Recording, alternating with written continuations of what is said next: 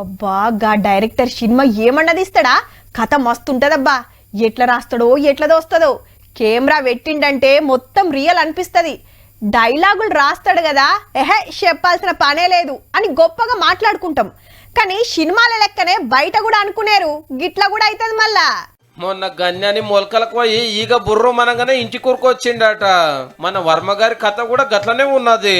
అప్పట్లో తిక్క పోస్టులు పెట్టినందుకు ఇప్పుడు ఇంటికి పోలీసులు వస్తున్నారని పత్తాకు లేకుండా పరారయ్యాడు. బొంబాయికి చెక్కేసిండు, కోయంబత్తూరుకు పోయిండని ఇంటోళ్ళు చెప్తే ఆర్జీబీ సోషల్ మీడియా అకౌంట్ లో సిగ్నల్ హైదరాబాద్ లోనే చూపిస్తున్నాయి. పక్క సిటీ శివాలరా ఫామ్ హౌస్ లలో దాచుకుండేమో అని ఎంకులాట పెట్టిండ్రు పోలీసులు.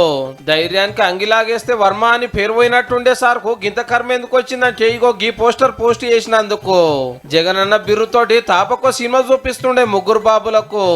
ఇప్పుడు ఆంధ్రాలో పవర్ మారంగానే డైరెక్టర్ మీద కంప్లైంట్లు, కేసులు. ఎంక్వైరీకి రమ్మంటే హైకోర్టుకు పోయిండు.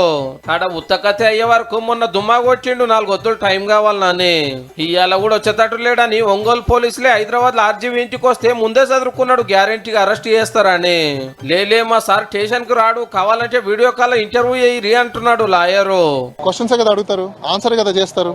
ఇక్కడ వీడియో రికార్డింగ్ కూడా అవుతుంది కదా, ఇంకా అక్కడ వీడియో రికార్డింగ్ ఉండదుగా. మరి ఇంత మంచి ఫెసిలిటీస్ మేమే చెప్తున్నప్పుడు ఇంకే ప్రాబ్లం ఏముంది? రాజమండ్రి జైలు యాదికి వచ్చిందేమో మరి.